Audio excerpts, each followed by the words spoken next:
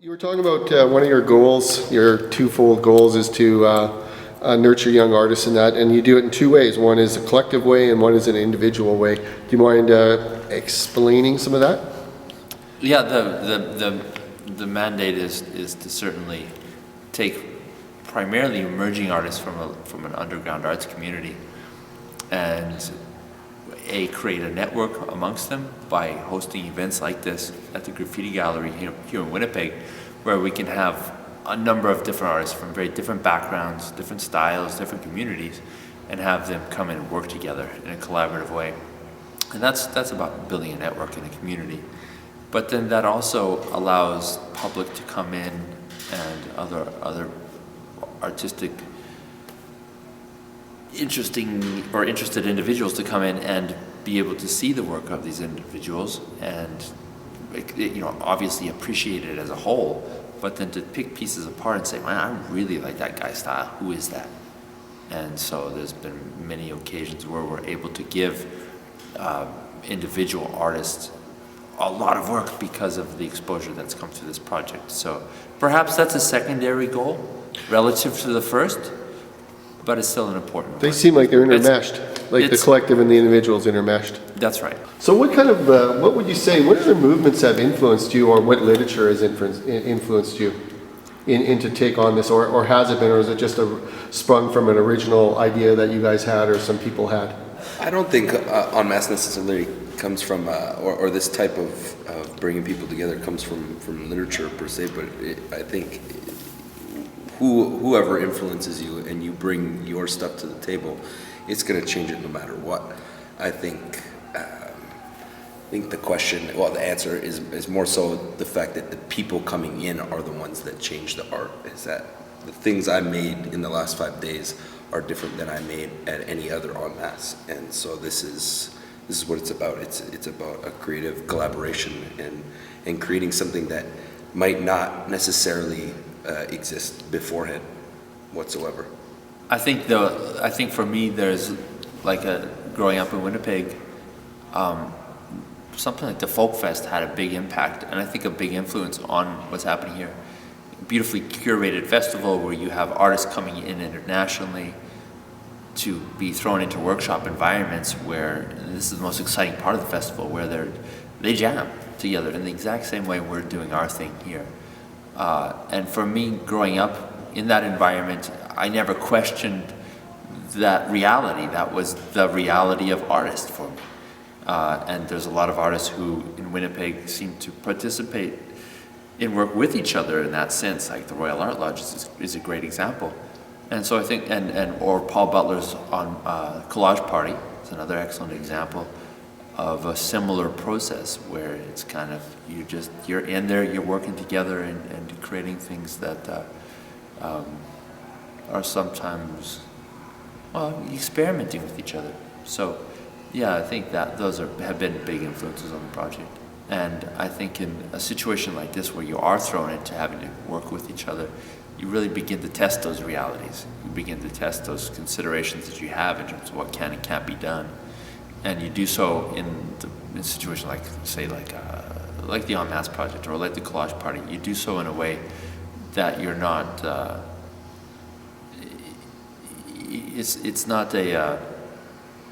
it's a fun environment. You do so in an environment of play. You do so in a way that you're encouraged to experiment and push outside of your normal boundaries.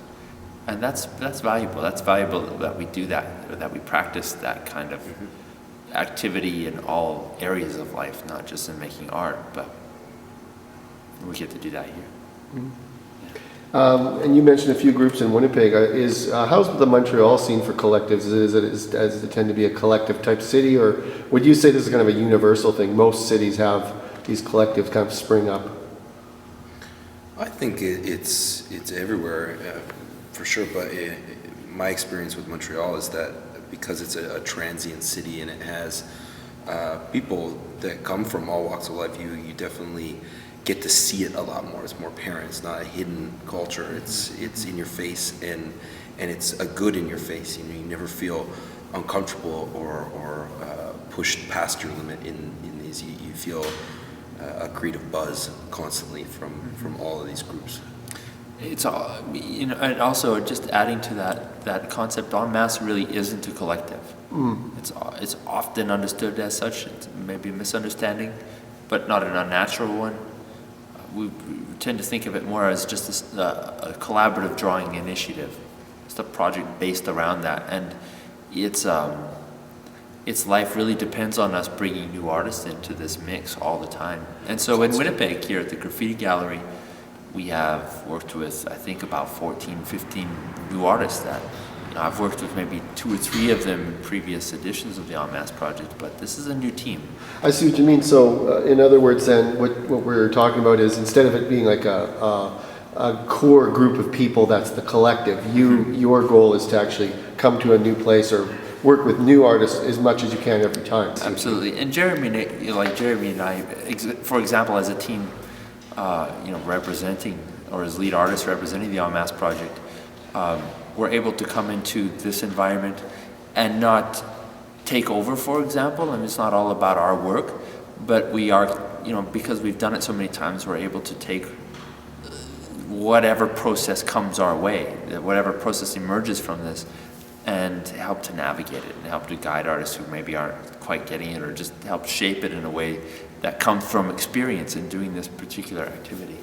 So, that's a support role, and then sometimes that's a lead artist role where you sort of take the initiative and push it, and it takes on a lot of different shapes, but that, I think that's where sometimes the confusion comes up, as to being collective. Yeah, we work with artists, a core team that are really dependable and that really get it and that really don't have issues with ego, right, and can come in and sort of shape this thing out in a way that's very generous and very welcoming to a lot of different people at very different levels of activity and ability. So. And so what brought you to Winnipeg, or how did you connect with the Winnipeg Graffiti Gallery? I know Pat. I'm originally from Winnipeg. I grew up here, and Pat Lazo and I reconnected some years ago, and we talked sort of in passing about doing a project like this at the gallery, and eventually it just became a reality. He and I hung out in Miami last year, started to solidify the conversation. I was here about a month ago, working with the Break for Bread festival. This is awesome. This is something I've been looking forward to for a long time. Well, I have to ask the inevitable question. Why do you work in black and white? Cheap. No. It's an obvious question. It's really about taking artists from very different styles at times. You have very, very polarized styles. You could have such a thing. And having them mesh together in a cohesive way. It really is. The way I use color is very different from the way that Jeremy uses color, for example. Take that factor out and you just keep it to black and white, and those differences can harmonize in a very different way than if I start throwing fluorescent orange at a piece that's entirely earth toned. And you get to concentrate on a feeling of, how do I connect my piece to somebody beside me? I was going to say that it emphasizes the exquisite corpse feeling of it. Absolutely. Color is great. Collaboration in color is awesome. It takes a very high level of communication between artists to get that going. And it works really beautifully. We've done some awesome experiments in that. It happens often, but especially with an untested team and in a huge installation environment like this factor limits it. But it really is. It has become the signature aesthetic style of the En Masse project, and it's a staple to it. We don't really deviate from that. Makes sense. Yeah. Where does this rank in some of your larger works? Is this one of the larger works you've done, or have you done works larger than this? This is one of the largest installations. It's not the largest, but it is one of the largest, and it's certainly one of the most extensive in terms of its coverage of almost every surface. One surrounding. Yeah, it really is quite immersive. Any advice for young artists, or any artists? Your work is precious. Your efforts and energies are precious. Take advantage of them and guard it, and don't let people drag you down, and don't let sort of setbacks drag you down, but don't sleep and don't eat and get hungry and be vicious about it. when something would need to be created or set free from my head, I wanted to be able to make it and not have to like stop that idea and sit on it until an opportunity came available to actually be able to make it or have the money to source it. And then because of that, you get stopped off and you don't end up wanting to do this, and you don't have the drive as much anymore because you don't feel things are possible. But when you learn that you can take on new talents and take the time to learn them or learn from others in a mastery sense, and then you really do become a little bit closer to your goal of being able to create everything that is in your head, regardless of a job or making it a lifestyle. Advice for young artists is just plain and simple, be able to own your shit, like make everything you can make. And if you can do that, then you don't have to worry about draining your head of all your creative ideas. Well, because art isn't about painting. I love to paint. That's all I do. But I can sculpt, and I can do very conceptual works. I can do animation. I can do also in Jeremy as well. And I feel a great privilege and joy and excitement to be able to go into any avenue of expression that I would like to go into, simply because I feel like it's going to. It's experience. Experience is education. Yeah. Straight up.